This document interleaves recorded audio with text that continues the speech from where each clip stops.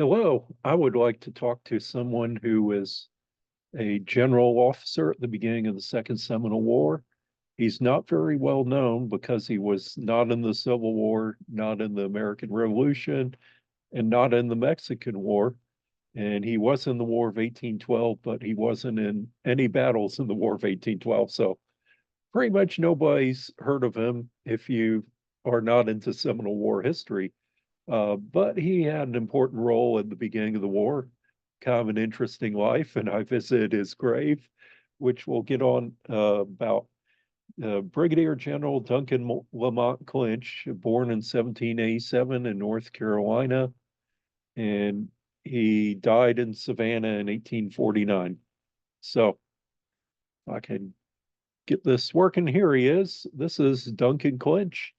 On the left, you see him as a young man in I think it's like the 1808 uniform.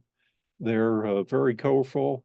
Once the War of 1812 started, the red disappeared from the uniforms. But I think that's one of the most colorful uniforms uh, from the period. And it looks like he's a lieutenant because he just has one epaulet, one silver epaulet. So that's his first lieutenant, his start in the army.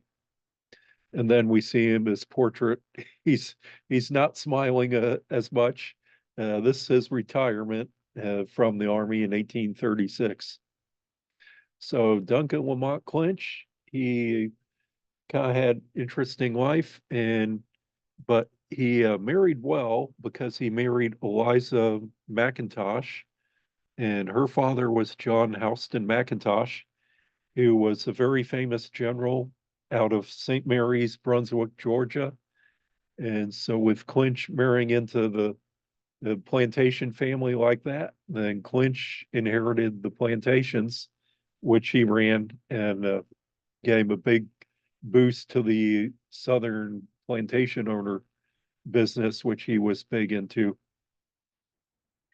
He was married three times. His first wife, Eliza, she had eight children, and here's one of the daughters was Eliza Clinch. She married Robert Anderson. We know Robert Anderson as the Union commander that surrendered Fort Sumter in 1861 at the beginning of the Civil War. And of course, after the war ended, he became commander of Fort Sumter again. But uh, Robert Anderson did very well to marry the daughter of a general officer. So he, that was good for him. And then they had another son I want to mention. His name is Nicholas Clinch, born in 1832, died in 1888. He was at Fort McAllister, southeast of Savannah, Georgia. And in fact, I visited there a month ago. Very interesting place. And when the Union overran the fort, uh, Nicholas Clinch, he was slashed with a sword in the face. He was shot several times. He was bayoneted. Was it said three saber blows, six bayonets, and two gunshot wounds? And I read other accounts that had more or less of the same thing. Nobody seemed to agree on how many times he was shot and how many times he was bayoneted. And everybody thought he was going to die, but strange enough, he survived and he lived 24 years after that, but he was still an invalid. But he's very famous for the action at Fort McAllister. If you go to Fort McAllister, uh, here it is. It's a state park in Georgia, of course, southeast of Savannah. It's earthworks, and they have underground barracks and underground magazines that you can go and walk through too, which is really cool. Interesting story behind this. They also have some interesting artillery around there. Here's one of the 32 pounder Seacoast guns. They have some Columbiad and a mortar out in the swamp that you take a boardwalk out to. Uh, Interesting history here. The fort was kind of run down, and the locals told about a Confederate fort which had underground tunnels and all that. Well, Henry Ford bought the property in the early 1900s, and in the 1930s, Henry Ford actually rebuilt the fort. It became a tourist attraction. So, I know Henry Ford from Fort Myers, the Ford estate, and he also had this little interesting side project as well, but it's worth visiting. Now, General Clinch was involved in two battles his whole career. He becomes a brigadier general, and, and by the by the time he becomes a lieutenant colonel, he hasn't been in any battle.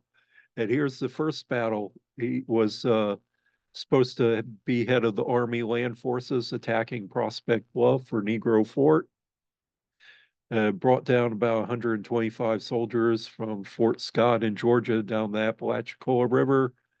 As he was coming down, he ran into Chief William McIntosh, Creek Indians, about 500 Creek Indians, uh, and they combined forces.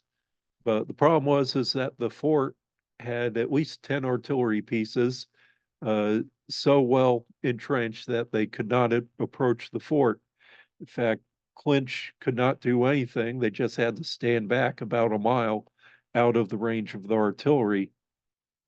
The Navy gunboats, there's two Navy gunboats coming up the river, and I've probably told this story before. I have some other videos on the event. They came up and they wanted to coordinate with Clinch, have him build an artillery position on the other side of the river there. But Clinch said, "Oh, it's too far." And they said, "I'm an infantry officer, not an artillery officer. I don't know anything about cannons." So Sailmaster Loomis of the gunboat said, "Fine, I'll do it myself."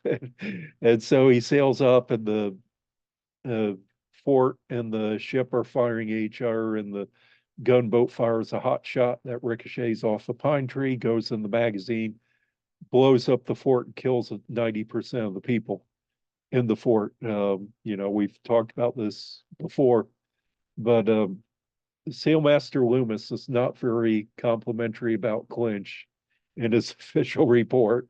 There's a report, you can read them online. They're part of the National Archives or Library of Congress, one report with the Navy report and one report, the Army report. Not very complimentary about Clinch. So he really didn't do very well in this action. So about Clinch, he became commander of the 4th Infantry in Florida. Florida became U.S. territory in 1821. And Clinch, because of his father-in-law, he started out, running plantations. And during his time in Florida, he had a couple other plantations. He had Auld Lang Syne plantation south of Micanopy. That was an already established plantation. He bought the property and had going as a real productive plantation, growing sugarcane. He established Fort Drane there in 1835. That saw a lot of action during the Second Seminole War. He also had a plantation at what's now Silver Glen Springs in the northern Ocala Forest. But Clinch has an interesting military career. This is the second battle he is involved in, the Battle of Withlacoochee on December 31st, 1835. There's about 5 different battles of Withlacoochee. This is the main one. This one eventually became called, the first battle of the Withlacoochee, even though at one time Dade's battle was called the Battle of Withlacoochee. So anyway, General Clinch, he was in charge of the American forces, amassed his army at Fort Drane, his plantation, came down, wanted to attack the Seminoles in the Cove of the Withlacoochee, head a few miles south of the army. They got lost. They found the river. There's a leaky canoe, and that's how they're trying to cross. So as the army's kind of stuck between the two banks, the Seminoles come around, ambush them, and ensues. It's very chaotic battle. Eventually, the Seminoles leave the area. The army's run out of ammunition, pretty much, and food and supplies at this point. And the militia, this is their last day. Their enlistment expires on this day, so they're going home. So Clinch falls back to Fort Drane. So he really didn't stay. He really failed on this one too because his campaign ended and because of this one battle. So let's talk about his career. I mentioned he was born in North Carolina. He was commissioned first lieutenant in 1808, which is probably about the time that first portrait was made of him in the dark blue and red uniform. So he started in the army, he jumped a rank there as a first lieutenant. He's promoted to captain uh, during the time during the War of 1812. He is offered uh, to become lieutenant colonel if he would take command up around Lake Erie. A lot of the officers had been wounded during the battle up north. It was going very badly for the Americans. So he was promoted to lieutenant colonel and in charge, I think it might have been either the third infantry or eighth infantry up at Lake Erie. So he's only in the army for 5 years. He's already a lieutenant colonel. And when he got up there, he missed all the action, so he didn't see any battles in the War of 1812. It's, you know, pride and accomplishment to get through the whole War of 1812 as a high-ranking officer and not see any battles there. You're either at the right place or you're at the wrong place, depending on your point of view.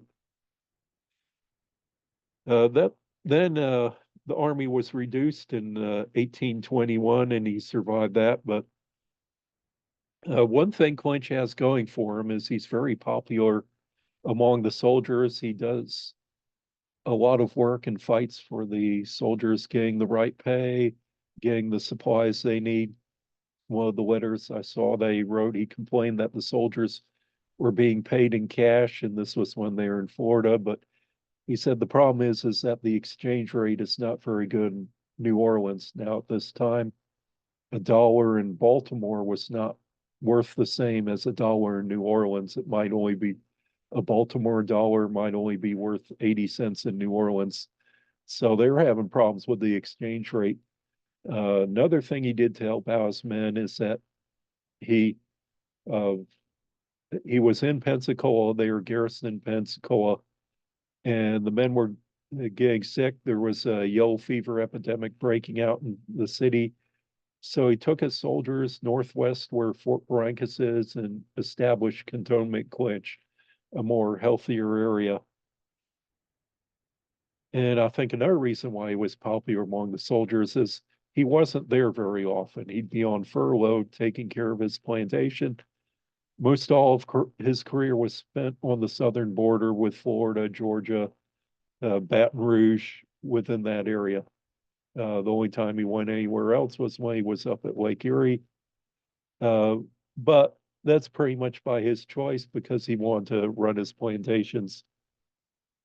He had a brother, J.J. Clinch, who was briefly an officer in the Army from 1816, I think, to 1820.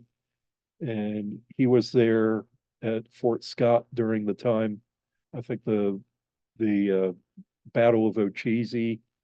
Uh, I think he was brought the keel boats down there to rescue the soldiers who were under siege at Ochese in December 1818. But anyway, uh, so Clinch was there. Duncan Clinch was there in Florida under command of Edmund Gaines at Fort Scott at the very beginning of the First Seminole War. And he got married right after, I think, in 1818, 1819 to Eliza McIntosh. And he survived the reduction of the Army in 1821, the reduction of the Army that took out Andrew Jackson. Andrew Jackson, of course, became the Florida governor for 6 months. The reduction of the Army took out William King, who was head of the 4th Infantry. And also, the reduction of the Army also ended the military career of William Duval, who was the second Florida governor after Andrew Jackson. Well, William King, he wasn't retained in the Army. He was dropped from the Army. And so then, uh, by this time, this Clinch, Duncan Clinch had been promoted to bird colonel, full bird colonel in 1819. So he's second in command of the 4th Infantry. And Robert Butler, who was kind of the award of Andrew Jackson, head of the 4th Infantry. He was also the one who wrote the execution orders of Arbuthnot and Ambrister during the First Seminole War. He was in charge of the 4th Infantry. The reduction of the Army knocked him down to lieutenant colonel, and he was put in the 6th Infantry.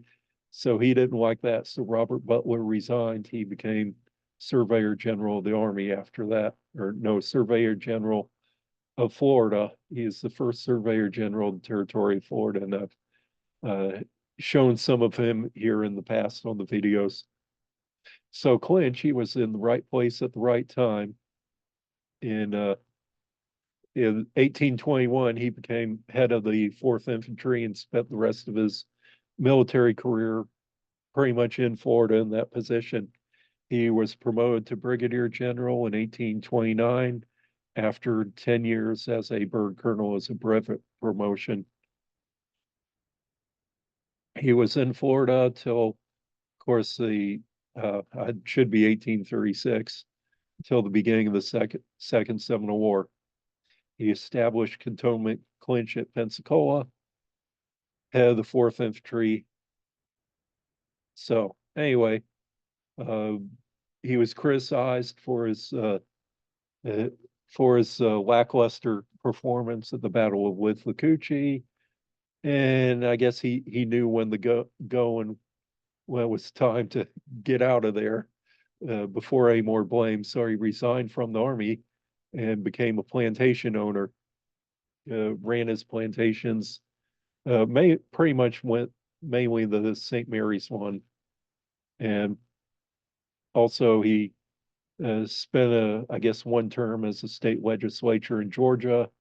I think ran for governor but was not elected. Died in 1849 and buried in the famous Bonaventure Cemetery in Savannah, Georgia. Famous cemetery known from the novel and the movie, I think Garden of Good and Evil or whatever it is.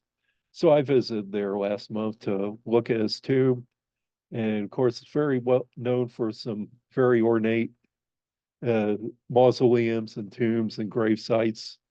It's just an amazing place. Well, here's the Clinch Mausoleum. Duncan Clinch Mausoleum has him and his family are buried there, although there's nothing written on the outside except Clinch. It says Clinch up top, and also it says Clinch on. You can see on the left that concrete wall, that little step. It says Clinch there. That's all you know. It says it's not very impressive. I guess he's kind of a frugal person. Seems like the mausoleums or tombs that I research are not the fancy ones as the cemetery. I found the Griffin tomb in Cincinnati, which I'd talk about in the Latchway ambush. But you notice in front is a kind of an iron cross from usually indicate those who served in the Confederacy. That's probably there because his son Nicholas is supposed to be also buried in the mausoleum with some of their family members. Next to the mausoleum is the grave of his oldest son, John Houston McIntosh Clinch, uh, right here.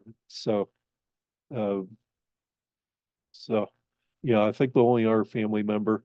But as I was looking around the cemetery, kind of across from there, in the opposite direction, I found this grave, Osceola Butler.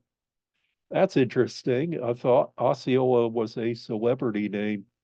What's interesting is this Osceola Butler was born 2 weeks after the original Osceola died in 1838.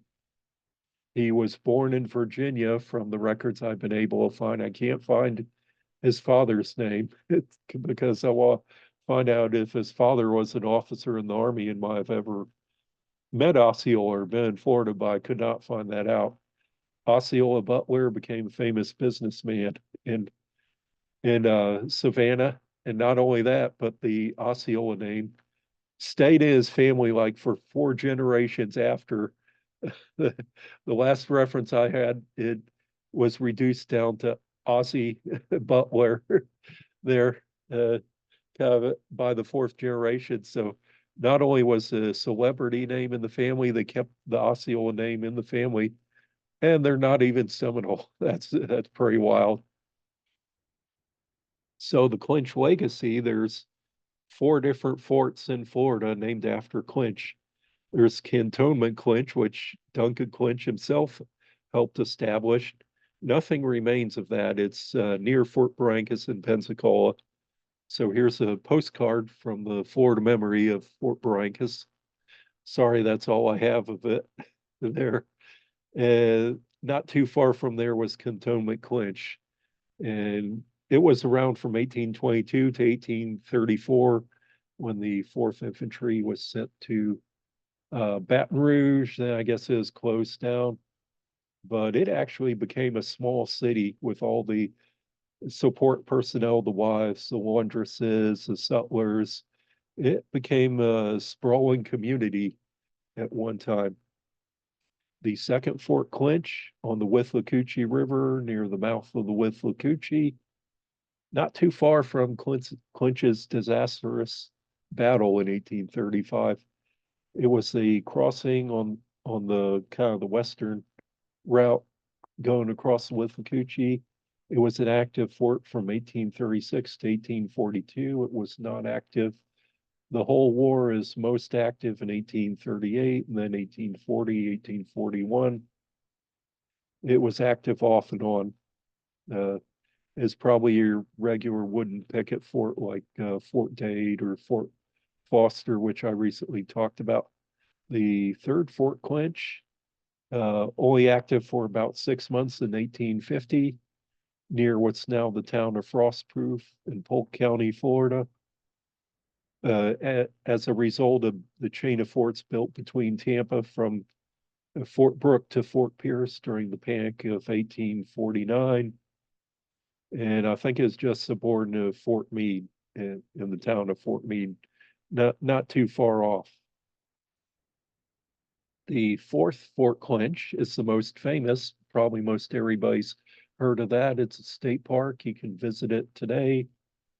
It was a part of the third system of fortification designed by Joseph Totten. It's pretty much a sister fort of Fort Gaines near Mobile Bay.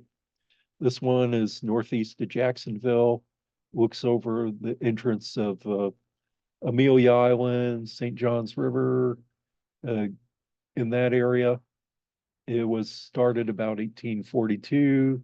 Work stopped about 1847. The Union Army occupied it, I think, in 1864 during the Civil War. Might be that they never left, but and then in the 1890s as part of the Endicott system of the fort. So kind of the last period was, period in the 1890s. And that's the different forts dealing with General Duncan Clinch and the biography of an interesting officer that not too many people know about, who was important in the Seminole War. And I hope you enjoyed this.